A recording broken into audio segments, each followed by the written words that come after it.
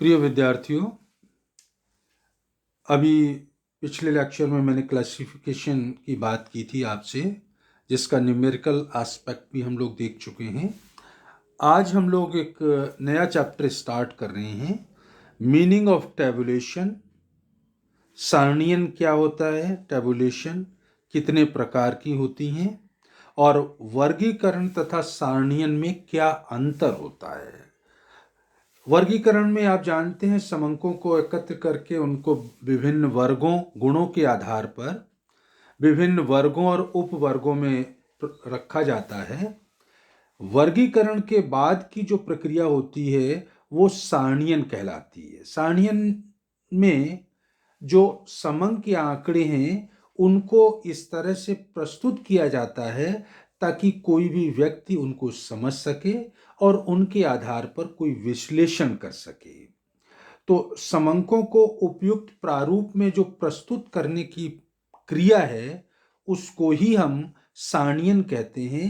इसमें हम सारणियों के माध्यम से कॉलम और पंक्तियों में अंकों, समंकों को रख करके इस प्रकार प्रस्तुत करते हैं ताकि उनको देखकर कोई भी व्यक्ति समझ सके और उसके आधार पर अपना निष्कर्ष निकाल सके। साथ ही एक उद्देश्य ये भी होता है कि इनको सरल रूप में रखना, दूसरा समानता और असमानता को प्रकट करना, तुलनात्मक अध्ययन समंकों का हो जाए और न्यूनतम स्थान में तथ्यों का प्रस्तुतिकरण करना, ये सारणियन का उद्देश्य माना जाता है। सांख्यिकी विश्लेषण को भी सुगम बनाना होता है। तो सारणियन को अगर शाब्दिक अर्थ में उसका मीनिंग आप कहना चाहें तो सारणियन क्रमबद्ध ढंग से संग्रहित समंकों को खानों, कॉलम्स, पंक्तियों, रोज में प्रस्तुत करने की विधि है। जो समंक एकत्र किए हैं आपने, उनको क्रमबद्ध ढंग से कॉलम्स और रोज में प्रस्तुत करने की जो क्रिया है वो सारणियन कहलाती है। और इसका उद्देश्य समंकों को सरल संक्षिप्त रूप में प्रस्तुत करना होता है जिससे समानता असमानता प्रकट हो सके और उनका तुलनात्मक अध्ययन भी हो सके। सांख्यिकी में जो सारणियां आप तैयार करते हैं वो कितने प्रकार की होती हैं, तो काइंड्स ऑफ सीरीज, वो टेबल्स कितने तरह की सारणियां बनाएंगे। तो पहला होता है मौलिकता के आधार पर। मौलिकता के आधार पर या प्राथमिक सारणी, जिसमें मूल समंकों की सहायता से जो सारणी आप बनाते हैं वो प्राथमिक सारणी कहलाती है या मौलिक सारणी कहलाती है। जो भी समंक आपने एकत्र किए उन समंकों को ही अगर मैं कॉलम और पंक्तियों में व्यवस्थित करके रख दूं तो जो सारणी आप बनाएंगे या बनेगी उसको बोलेंगे प्राथमिक सारणी या मौलिक सारणी। दूसरा, ओरिजिनल टेबल के बाद दूसरी होती है डेरिवेटिव टेबल, व्युत्पन्न सारणी। व्युत्पन्न सारणी में हम क्या करेंगे, मूल समंकों को सारणी में प्रस्तुत न करके उनके आधार पर निकाले गए टोटल, योग, प्रतिशत या उनका माध्य, एवरेज या उनका रेशियो, इस तरह से हम जो आंकड़े एकत्र किए हैं उनके आधार पर कैलकुलेशन कर लेंगे। इस तरह की कैलकुलेशन निकाल के फिर उनको टेबल में प्रस्तुत करेंगे, पंक्तियों और उसमें खानों में। तो जो कैलकुलेशन के आधार पर आपने तथ्य निकाले और उनको फिर सारणी में प्रस्तुत करते हैं तो वो कहलाती है व्युत्पन्न सारणी, डेरिवेटिव टेबल। मौलिक या प्राथमिक में तो मूल समंकों को ही प्रस्तुत कर देंगे और यहाँ मूल समंकों को प्रस्तुत न करके उनके आधार पर कोई प्रतिशत, माध्य या रेशियो निकाला है उनको प्रस्तुत करते हैं तो वो कहलाती है डेरिवेटिव टेबल, व्युत्पन्न सारणी। ये तो हुआ मौलिकता के आधार पे। अब बनावट के आधार पर, कंस्ट्रक्शन के बेस पर सारणियां जो होती हैं वो मुख्य रूप से 3 तरह की सारणियां मानी जाती हैं। पहला, सरल या एक गुण वाली सारणी, सिंपल और वन वे टेबल बोलते हैं इसको। सिंपल या सरल सारणी में क्या होगा, इसमें हम एक गुण या विशेषता को ही शामिल करते हैं। एक गुण या विशेषता के आधार पर जो टेबल आप बनाते हैं वो कहलाती है सरल या एक गुण वाली सारणी, वन वे टेबल। जैसे एग्जाम्पल मैंने लिख रखा है, number of students in various faculties of A college. एक कॉलेज के विभिन्न फैकल्टीज में विद्यार्थियों की संख्या, सिर्फ एक विशेषता या गुण ले रहे हैं, फैकल्टी के आधार पर स्टूडेंट्स को बांट रहे हैं, या फैकल्टी के आधार पर हम ये देख रहे हैं किस फैकल्टी में कितने विद्यार्थी हैं, तो एक गुण वाली सारणी ये कहलाएगी। तो इसका फॉर्मेट अगर मुझे बनाना हो तो इस तरह से आप बना देंगे। फैकल्टीज, मानिए आर्ट्स, कॉमर्स, साइंस और लॉ 4 फैकल्टी थी। नंबर ऑफ स्टूडेंट्स आपने एनरोलमेंट के आधार पे पता कर लिया कि आर्ट्स में सपोज 140 हैं, कॉमर्स में 160, साइंस में 200 और लॉ में 100 स्टूडेंट्स इनरोल हैं। तो नीचे टोटल सारणी का लगा दिया जाता है। जब भी आप कोई टेबल बनाते हैं तो नीचे टोटल होगा, या बीच में होगा तो आगे भी टोटल लगाएंगे, और ऊपर एक उसका शीर्षक होता है, मेन शीर्षक। तो इस तरह से आपने फैकल्टी में विद्यार्थियों की संख्या के आधार पे जो टेबल बना दी, वो टेबल कहलाएगी एक गुण वाली सारणी या वन वे टेबल। दूसरी तरह की जो सारणी होती है वो कहलाती है कॉम्प्लेक्स टेबल, जटिल सारणी। एक से अधिक गुणों को जब आप श्रेणी में प्रदर्शित करेंगे तो वो जो टेबल बनेगी वो कहलाएगी कॉम्प्लेक्स या जटिल सारणी। जटिल सारणियां 3 तरह की होती हैं। डबल फोल्ड टेबल, द्विगुण सारणी। पहला था तो वन वे टेबल, अब है डबल फोल्ड टेबल, द्विगुण सारणी। इसमें समंकों की 2 परस्पर संबंधित विशेषताओं को प्रस्तुत किया जाता है। 2 विशेषताओं को जब टेबल में प्रस्तुत करेंगे तो द्विगुण सारणी या डबल फोल्ड टेबल बनेगी। जैसे एग्जाम्पल के तौर पे देखिए, faculty distribution of students. Faculty के जो स्टूडेंट्स हैं उनका, एक कॉलेज के, उनका डिस्ट्रीब्यूशन हम कर रहे हैं अकॉर्डिंग टू सेक्स, जेंडर। किस लिंग के, मीन्स मेल फीमेल के आधार पर फैकल्टी के विद्यार्थियों का प्रस्तुतिकरण कर रहे हैं, डिस्ट्रीब्यूशन कर रहे हैं। तो 2 चीजें हो गई, एक तो फैकल्टी के आधार पर विद्यार्थी पहले लेंगे, और फैकल्टी के आधार पर जो विद्यार्थी हैं उनमें से मेल या फीमेल कितने हैं वो आगे फिर उनका जो विभाजन है वो कर दिया जाएगा। तो 2 गुण हो गए फैकल्टी और सेक्स के आधार पर। तो इस तरह की जब टेबल आप बनाएंगे तो वो डबल फोल्ड टेबल कहलाती है। तो फैकल्टी में जैसे देखिए, वही मैंने वापस लिख दिया, आर्ट्स, कॉमर्स, साइंस और law. Number of students, arts faculty में अब देखना है मुझे, सपोज जैसे पहले 140 थे विद्यार्थी फैकल्टी के आधार पे, अब मुझे ये देखना है कि 140 में मेल कितने हैं, फीमेल कितने हैं। तो सपोज 100 मेल हैं, 40 फीमेल हैं। कॉमर्स में 160 थे तो 60 मेल हैं, 100 फीमेल। साइंस में 200 थे तो 150 मेल, 50 फीमेल। और लॉ में सपोज 100 थे टोटल, तो 40 मेल हो गए और 60 फीमेल हो गए। मेल का टोटल अलग कर देंगे, फीमेल का अलग कर देंगे, 350, 250। इनका टोटल साइड में लिख देंगे। आर्ट्स में अब टोटल विद्यार्थी कितने मेल और फीमेल मिला के, वही 140, कॉमर्स में 160, साइंस में 200 और लॉ में 100। तो यहाँ पर ये जो टेबल आपने बनाई ये कहलाएगी डबल फोल्ड टेबल, द्विगुण, क्योंकि 2 गुणों को मैंने शामिल कर दिया, faculty and sex of students.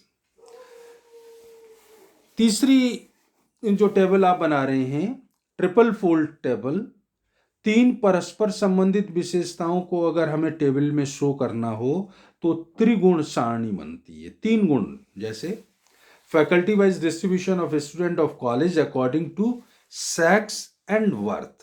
Faculty के अनुसार जो विद्यार्थी हैं पहला, फिर उनका सेक्स क्या है, और तीसरा पॉइंट मैंने जोड़ दिया उसमें, उनका वर्थ प्लेस कहाँ है।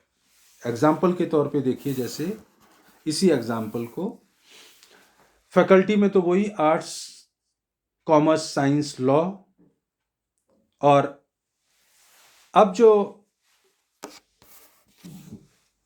बना रहे हैं आप,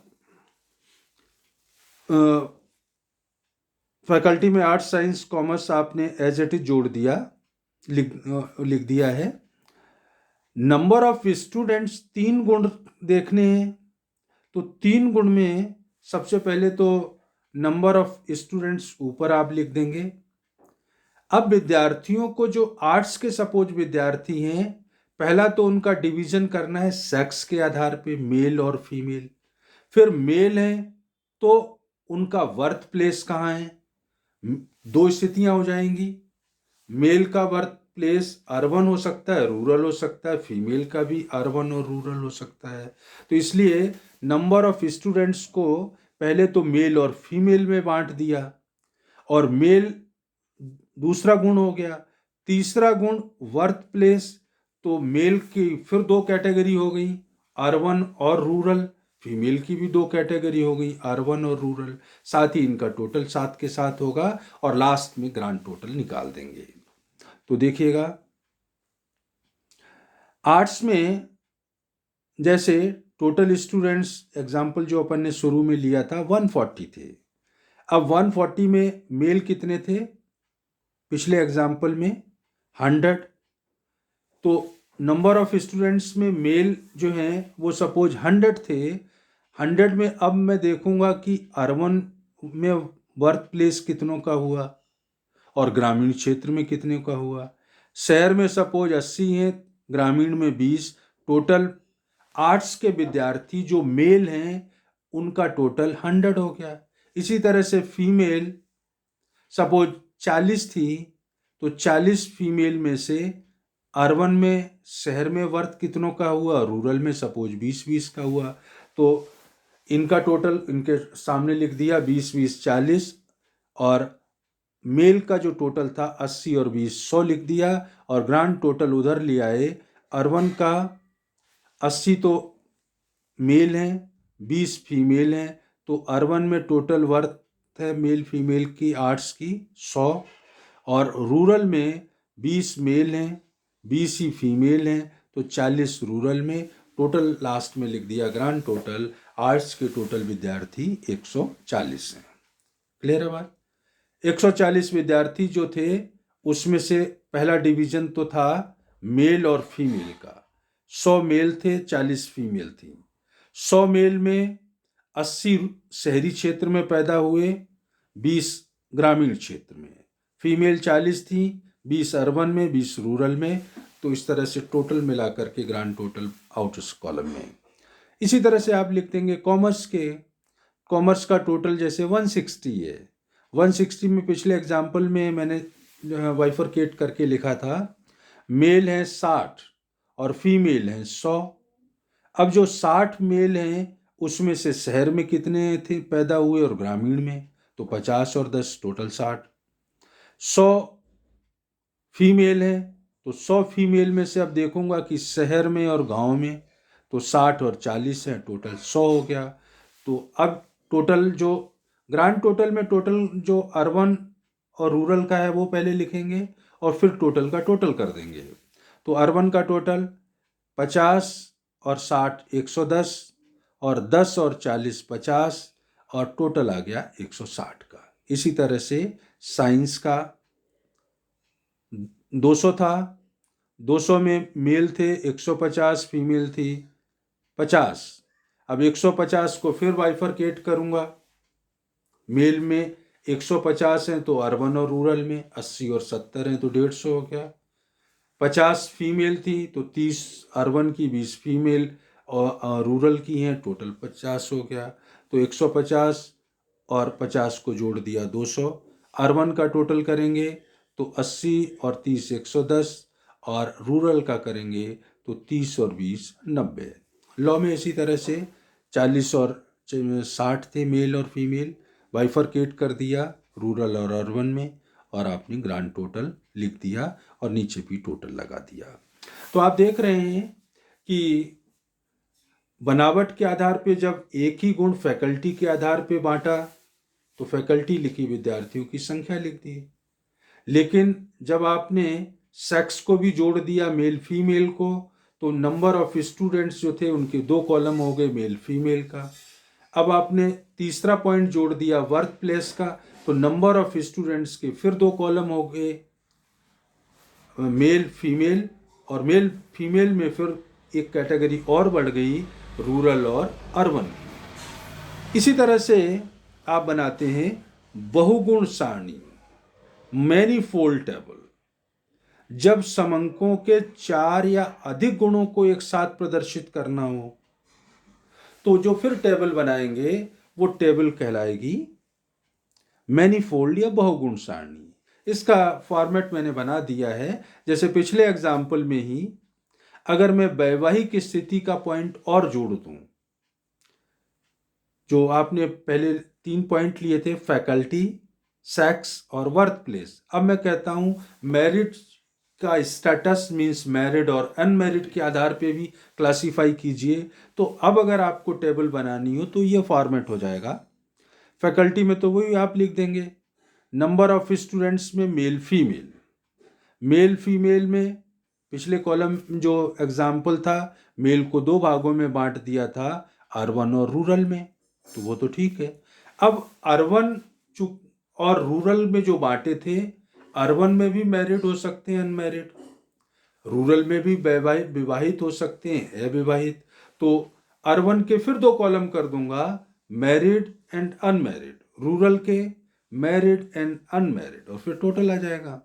इसी तरह से फीमेल्स में जो फीमेल हैं वो अर्बन की हो सकती हैं, रूरल की हो सकती हैं, जैसे जो पिछला एग्जाम्पल था उस तरह से। अर्बन और रूरल की जो फीमेल्स थी उनको फिर आगे डिवाइड कर दिया, 2 कॉलम उनके पार्ट कर दिए, मैरिड अनमैरिड, मैरिड अनमैरिड, और टोटल कर देंगे लास्ट में वही ग्रांड टोटल जो त्रिगुण सारणी की तरह से था, उसी तरह से आप इनका टोटल आगे पहुंचा देंगे। तो इस तरह से जो कॉम्प्लेक्स टेबल्स हैं वो 3 तरह की होंगी। एक विशेषता बताने के लिए अगर एक ही गुण आप बता रहे हैं तब तो वो 1 वे टेबल होगी। कॉम्प्लेक्स टेबल 2 गुण वाली हो सकती है, 3 गुण वाली हो सकती है, या 4 या इससे अधिक गुणों को जब आप प्रदर्शित करते हैं तो वो कहलाती है मैनीफोल्ड टेबल। तो जब भी आप इस तरह की टेबल बनाएंगे तो ऊपर हेड डाल के और उनके शीर्षक जो ऊपर डालते हैं वो तो मेन शीर्षक है, और फिर आगे जो कैटेगराइज करते हैं तो उनके सब हेड्स या कैप्शंस डालते चलते हैं। वर्गीकरण का चैप्टर पीछे आपने जब पढ़ा था तो मैंने आपको बताया था कि समंक जो आप एकत्र करते हैं उनको विभिन्न वर्गों में कैलकुलेशन या समझने के लिए या संक्षिप्त रूप में दिखाने के लिए प्रस्तुत किया जाता है। मुख्य रूप से सारणियन में भी यही काम होता है, सरल और संक्षिप्त रूप में तुलना योग्य बनाना। लेकिन दोनों में बेसिक डिफरेंस है। तो क्या डिफरेंस है? दोनों का क्रम भिन्न है। मतलब पहले समंकों को विभिन्न वर्गों में व्यवस्थित किया जाएगा और इसके पश्चात ही उनको सारणियों में दिखाया जाता है। सारणियों में उनका प्रस्तुतिकरण वर्गीकरण के बाद होता है। दूसरा, वर्गीकरण में समंकों को समान व असमान गुणों के आधार पर अलग अलग वर्गों में बांटते हैं। समान गुण वालों को एक वर्ग में, असमान गुण वालों को दूसरे वर्ग में, गुणों में समानता के आधार पर वर्गों में विभाजित करते हैं। जबकि सारणियन में वर्गीकृत जो समंक है, अब आपके गुणों के आधार पर आपने जिनको वर्गों में विभाजित किया था उनको उन समंकों को पंक्तियों और खानों में, कॉलम और रोज में प्रस्तुत करूंगा। तो वर्गों में आपने जिनको प्रस्तुत किया था अब मैं उनको कॉलम्स और रोज में प्रस्तुत करूंगा। वर्गीकरण को सांख्यिकी की एक विश्लेषण, एनालिसिस की एक क्रिया मानते हैं, जबकि सारणियन जो होता है वो प्रेजेंटेशन, प्रस्तुतिकरण की रीति है। वर्गीकरण में आप गुणों के आधार पर वर्ग और उपवर्ग बनाते हैं, जबकि सारणियन में शीर्षक डालते हैं, मेन हेड, फिर शीर्षक के सब हेड्स या कैप्शंस होते हैं, उप शीर्षक डाले जाते हैं। तो दोनों ही मुख्य रूप से जो एकत्र समंक हैं उन समंकों को सरल संक्षिप्त रूप में प्रस्तुत करते हैं, विषमता और उनकी समानता को भी प्रकट करते हैं और तुलना योग्य बनाते हैं समंकों को, जिसके आधार पर आप कोई एनालिसिस या विश्लेषण करके निष्कर्ष पे पहुंच सकें। तो इस तरह से सारणियाँ कितने तरह की होती हैं आज मैंने आपसे ये चर्चा की। नेक्स्ट लेक्चर में इसका एक न्यूमेरिकल क्वेश्चन लेकर के मैं फिर आपको एक्सप्लेन करने का प्रयास करूँगा। आज के लिए इतना ही। Thank you.